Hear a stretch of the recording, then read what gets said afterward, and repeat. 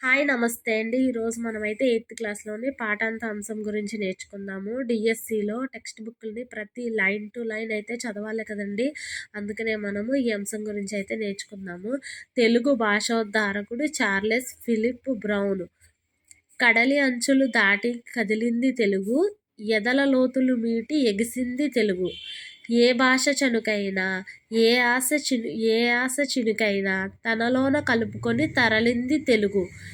ఒదిగొదిగిపోతున్న వరవళ్లలో సాగి హుమ్మంటూ వేమనగా ఉరిమింది తెలుగు. ఇంతటి కమ్మనైన తెలుగు భాష ఆదికవి నన్నయ్య కాలం నుండి పరవళ్ళు తొక్కింది. అప్పటి నుండి 18వ శతాబ్దం దాకా కలకలలాడింది. కానీ తెలుగు భాషను, తెలుగు సాహిత్యాన్ని ఆదరించేవారు లేక 19వ శతాబ్దంలో తెలుగు భాష కళావిహీనమై కనుమరుగవుతూ వచ్చింది.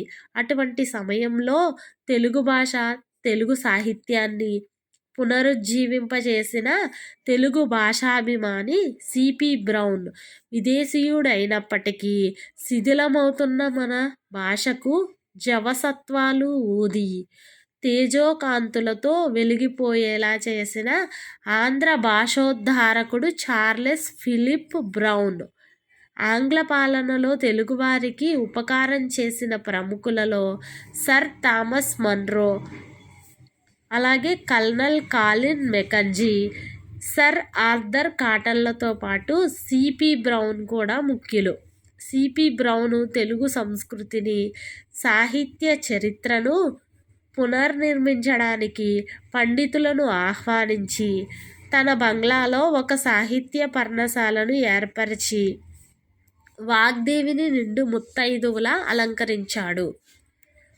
సిపి బ్రౌన్ ఉద్యోగరీత్యా తెలుగు నేర్చుకోవడం అవసరమై వెలగపూడి కోదండరామ పంతులు వద్ద తెలుగు నేర్చుకున్నాడు. 16 నెలల కాలంలో మంచి ప్రావీణ్యం సంపాదించాడు. తెలుగు ఘనతను గుర్తించాడు. తెలుగు సాహిత్యంలోని మాధుర్యాన్ని, విలువల్ని, చారిత్రక అంశాలను భావితరాలకు అందించడానికి తాళపత్ర గ్రంథాలకు ముద్రణ భాగ్యం కలిగించాలనుకున్నాడు.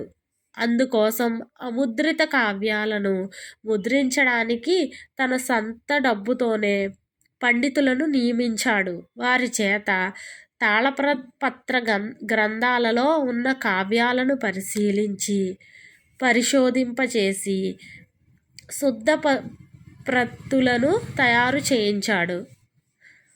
ఆయన చూపిన చొరవతోనే వేమన శతక పద్యాలు, వసుచరిత్ర, పల్నాటి వీరచరిత్ర, మనుచరిత్ర, కళాపూర్ణోదయము, కైఫియత్తులు, బైబిల్ కథలు మొదలగు ఎన్నో గ్రంథాలు ప్రచురితమయ్యాయి. ఏమేం గ్రంథాలంటే ఒకసారి చూద్దామండి. వేమన శతకాలు, శతక పద్యాలు, వసుచరిత్ర, పల్నాటి వీరచరిత్ర, మనుచరిత్ర, కళాపూర్ణోదయము, కైఫియత్తులు, బైబిల్ కథలు మొదలగు ఎన్నో గ్రంథాలు ప్రచురితమయ్యాయి. వేమన పద్యాలను ఆంగ్లంలోకి అనువదించాడు. సిపి బ్రౌన్ గారు వేమన పద్యాలను ఆంగ్లంలోకి అనువదించారు. ఆయన కృషితో తెలుగు సాహిత్య శోభ ఖండాంతరాలకు వ్యాపించింది.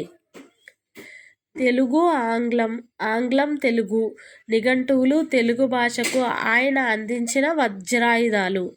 ఆ నిఘంటువులు తెలుగు భాషను నేర్చుకోవడానికి, పదాల అర్థాలు తెలుసుకోవడానికి నేటికీ ప్రామాణికమై వెలుగొందుతున్నాయి.